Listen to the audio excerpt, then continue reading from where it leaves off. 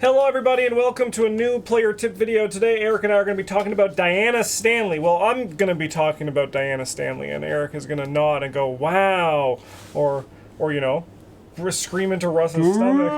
Or say it into Russ's stomach as he's, as always, joined us.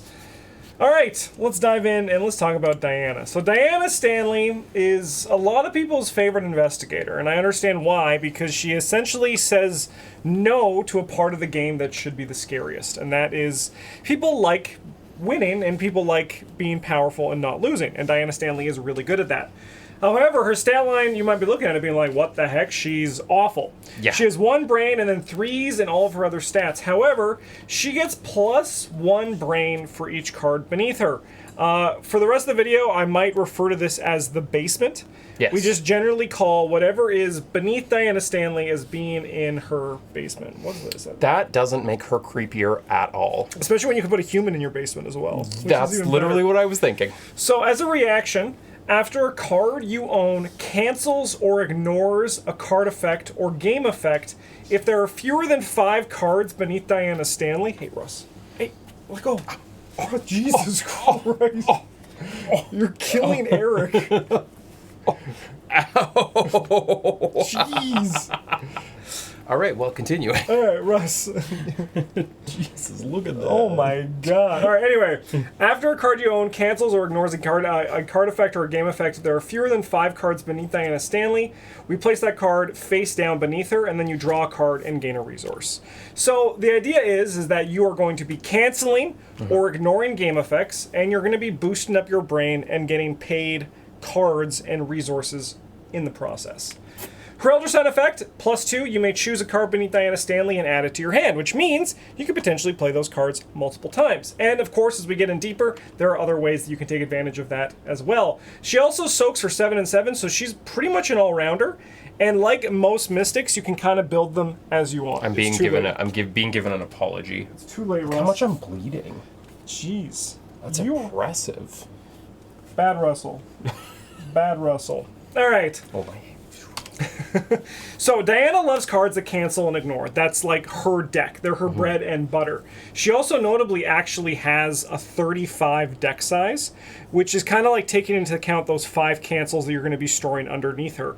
Because each time you cancel, you get a card back. So basically it's like that card isn't in your deck. So, like, quote unquote. But it's one of those things, especially with 35 cards. Oh my God. Go away.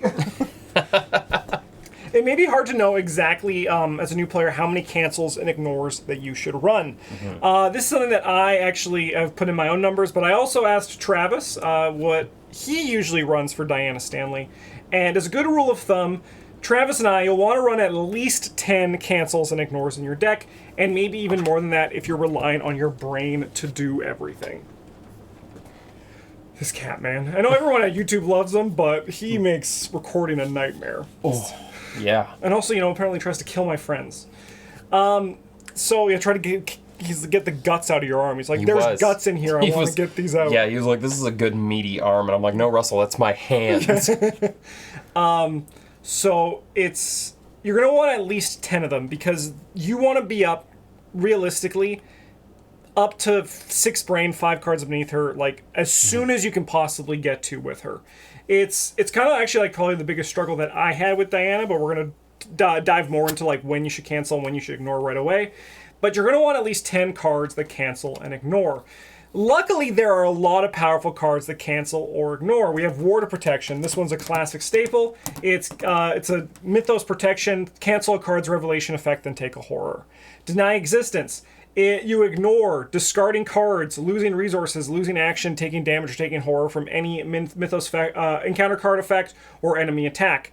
I've had worse, which is when you're dealt damage and a horror, cancel up to 2 damage and a horror just dealt 2, then gain that many resources. So not only is it economy, but it's also a way to boost up your brain as well. And then a nice simple one, Dodge.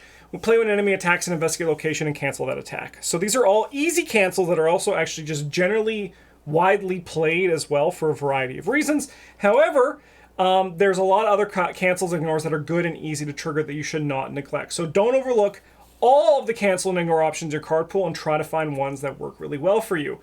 These ones get a little bit stranger but they are good cancel and ignore options for Diana Stanley. So Delay the Inevitable, it's fast, it costs 2, play only during your turn, attached to an investigator location under their control. As a reaction when you're dealt damage in a horror, discard Delay the Inevitable and cancel all that damage in a horror just dealt. So you could use this to protect yourself in the Mythos phase. You could use this to stop an enemy from attacking you. It's a good thing for that as well. However, it also has some text that's kind of covered up right now, which is when the Mythos phase ends, you must spend 2 resources or discard Delay the Inevitable. So if you actually just take advantage of this to just, like, you know, deal with an enemy attack, that's a good use for it in this lane that you're doing common, but also Mythos Protection, more of that is really good. Dark Prophecy is, for me, an auto-include in Diana Stanley just because it's a really easy ignore. So it's just... No. I love Dark Prophecy. Yeah, no, it's... I've never seen a card like this before. Yeah, it's pretty sick. So it's just play when you reveal a Chaos token, reveal 5 instead of 1. Choose one of those tokens with a Skull, Cultist, Tablet, Squid, or Autofail to resolve and ignore the rest. That's an easy ignore. And most of the time, you're going to be able to pass the one that you want. It does suck when you draw the autofail from this. And only the autofail. Only the autofail. However, it still ignores all the other tokens, so you still get it under Diana Stanley. The only time it misses if you don't hit any of the symbols.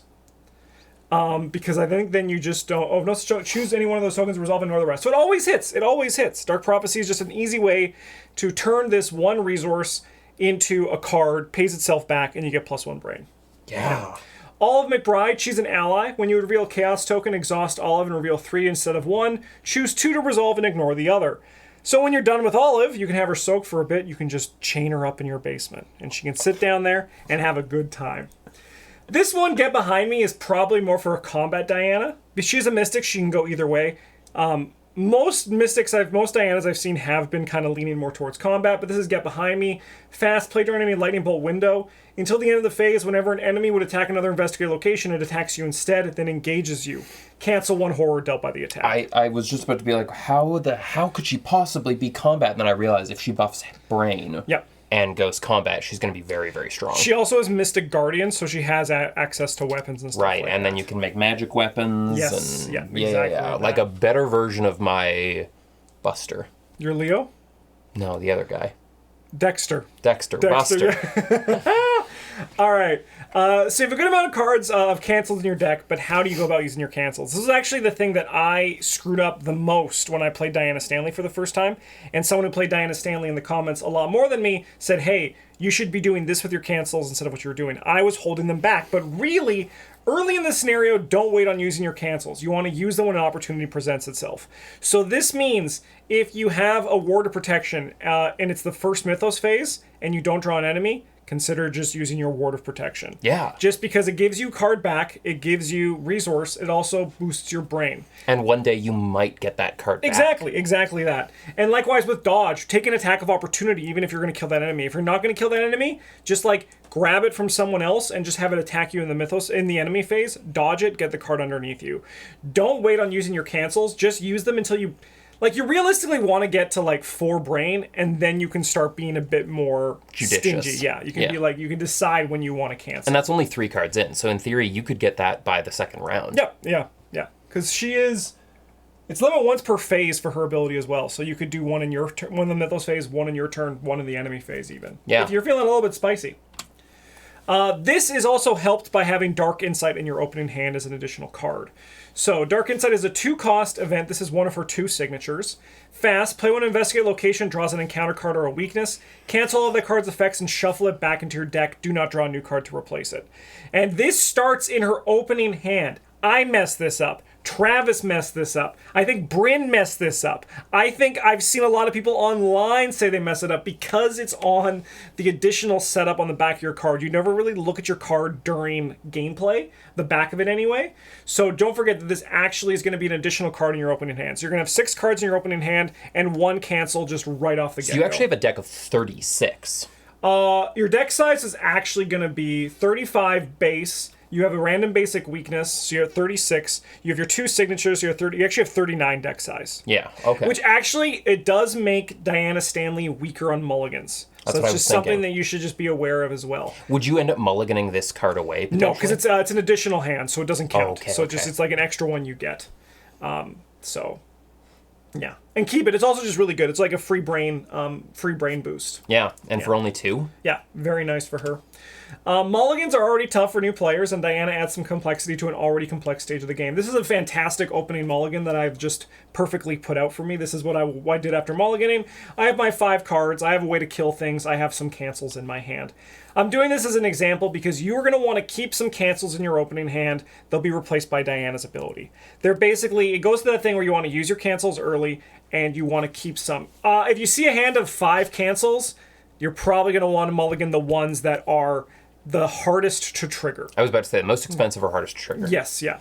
And you're gonna want to look to do things. You still need to do things. And while they replace themselves, it's not actually card positive, right? It's not like when you spend your Dark Prophecy, you're not gaining a card. You're just replacing it. So it's still one of those things. It's not actual like card advantage. It's just like card neutral. I feel this way about halfway through all the videos you make showing me these new characters, but I'm like, this is my new favorite character. Yeah. I want to play this. Oh, then that's good that we're recording Luke today because you're going to be playing Luke today. So yeah, it's just one of those things with Diana Stanley. You're going to want to be very aware of your mulliganing. Know that you're a little bit weaker, and you're going to want to keep some cancels in there. Luckily, Dark Insight is there to make sure you can hit the ground running. Yeah. But keeping 1 or 2 more, like if I saw this open, like if this was after my mulligan, I'd be very happy with this opening hand. I really want to play Diana Stanley that also uses Dark Prophecy and some of these other witch-themed effect, which I'm noticing is kind of like a sequence, to also fish for my star effect. Because if you don't draw anything, you get to resolve whichever one you found. And so if you pull out the Elder Sign, you're like, hey, babe, I'm taking that back. Elder Sign fishing decks are a really good time. They're a really good time. That sounds like fun. All right, keeping this going, Diana has an interesting stat line that scales with the game. We've been talking about her brain this whole time. But as she is powering up, you can still take advantage of the 3s in your other stats. You have 3 book, and you have 3 fist. So you should flex into your other stats as needed, or choose cards that it can adapt to your stat scaling. Actually, we got 3 of the cards here. Brandica Thugga, Divination, and Dowsing Rod are actually all recent cards, and they work very well with Diana Stanley because they allow you to switch your stat being tested as the game progresses. Divination was what I was hoping for. That's what I was interested in. So yeah, like the Divination and Brandica Thugga, 2 very powerful cards. You may use your brain or your the book for Divination, Fist for Brandica Thugga, and you get to kill things or get clues. Because my immediate thought was, can I make a Diana Stanley that investigates instead of fights? Yes. That was immediately what I was interested in. You'll have like less tools outside of the Mystic class. Like this is a Mystic Seeker card, so that's why you get the Seeker flavor. You could definitely do it. Mystics can do any role. That's kind of like the Mystic class's thing. But like it's with that as well. Dowsing Rod also helps with that because it gives you +1 book when you need to, like, you don't have your brain good. When your brain is good, you can use the other side of it. And then Enchanted Blade is just something that you can fight with. So you can actually attack at 5 with this, which is a pretty comfortable number for Diana Stanley. So yeah, you actually can do this. I really like the Brandica Thugga and Divination because it allows you to go to your better stat when that stat is better, right? Like it just basically lets you choose the best stat for it. Basically allows you to be a flex character, which we haven't really done because we're a 2-player game, but it really allows you to kind of flex Diana, as you mentioned, into whatever position she needs to be in a given turn. Yep, yeah, definitely. Oh, and that's strong with also being there to do cancel effects. Yes, yep. Wow, I can see why she's liked. She's a very fun investigator for that because she's very powerful. So back in the day, we're going to talk about her weakness, Terrible Secret. Back in the day, we'd always advise player to hold deny existence for Terrible Secret, but with the recent FAQ, you can't deny your weakness anymore, which is good. Which is a good change, not just have one card negate your weakness. So Terrible Secret, if there are no cards beneath Diana Stanley, shuffle Terrible Secret back into your deck. Otherwise, for each card beneath Diana Stanley, you must either discard that card or take a horror, cannot be cancelled. But it can be ignored. And weaknesses turn into encounter cards when they are being drawn and resolved. So that's why Deny Existence actually worked. However, in the recent FAQ, they have changed it. So if there is a choice, so like look out, there's a card, Rotting Remains, which is test brain 3, for each point you fail by, take a horror. That does not provide a choice. So that can be canceled, that can be ignored in a batch, right? So if you take 3 horror, you can ignore that in one. But if a card gives you a choice, for this one, for each card beneath her, choose, so either discard that card or take a horror, those now happen individually. So the choices change. I was about to say, it almost makes it so that Deny Existence tells you to ignore one section of the text, but that would mean you'd still have to choose the other one. Yes. So Deny Existence technically doesn't trigger on this. Yes, so this is a recent change. A lot of people are up in arms about it. I personally love the change. I think it's really good, but I understand why people don't like it. However, with this change, you'll want to plan to soak or heal probably 3 horror in preparation for your weakness. Dropping down to back down to 3 horror is not ideal unless you have a lot of cancels in your hand. But dropping down, just losing 2 of the cards and keeping 3 of them and taking 3 horror is pretty easy to manage. So there's Deny Existence 5, which you can use in the future to, because Deny Existence 5 does the opposite. So if you would take horror, you heal horror instead. Oh, that would work. Yeah, so you save that for the future. Earthly Serenity does healing. Tetsuo Mori can take horror for you. We all know Tetsuo here. We love And when he Tetsuo. dies, you can find an item weapon, which there might be a great one that we're going to be talking about in the next slide. So it doesn't really weaken Diana, because I think it just makes it so that you have a weakness in your deck. You have to plan for it. Diana Stanley fans out there, as a new player with no real experience, I'm going to tell you right now, this fix your Diana Stanley from turning her weakness into a get better card. Yeah. Because Let's if you can use Deny Existence to cancel Terrible Secret and then put Deny Existence under her, that's garbage. Yeah. You're playing garbage. Oh, wow. I'm... Everyone loves you, so you can say what you want, and there's no kickback. If I Not say anymore. Not anymore. This ends it. All the goodwill has ended. Yeah. I I actually really have to say though, I like Terrible Secret because Terrible Secret gives you that awful choice. As a character with only 7 brain, being I could lose up to 5 brain here, or I can get weaker at potentially a critical moment. Choices like that are what makes games fun. Yeah. Right? That's what makes games fun. Now, speaking of Deny Existence 5, because the card is insane, don't neglect the power of Twilight Blade. So this is Diana's other signature asset. So you can fight and may use brain instead of fist, but that's the thing that doesn't matter. However, you may play or commit events and skills beneath Diana Stanley as if they were in your hand. As additional cost to do so, you must exhaust Twilight Blade, and you cannot use her ability when playing or committing a card this way. So you can play 4 Deny Existence 5s over the course of the game and just not die. You could play 4 Ward of Protection 2s and just say no to so much of the game. There also is a fun little cheeky loop what you could do with Delay the Inevitable. Because Delay the Inevitable is not discarded when the card is being resolved. It's discarded later, which means you can then put it back underneath her and play basically the Never Die deck. Play a Delay the Inevitable every turn and turn it into card draw. And That's resources. wild. So yeah, this is something that I've actually, in most of my Diana time, I've never really been able to actually do Twilight Blade a lot. In 2-player, there's a lot more urgency to get moving, and if I never see it on my opening mulligan, I usually just never see it.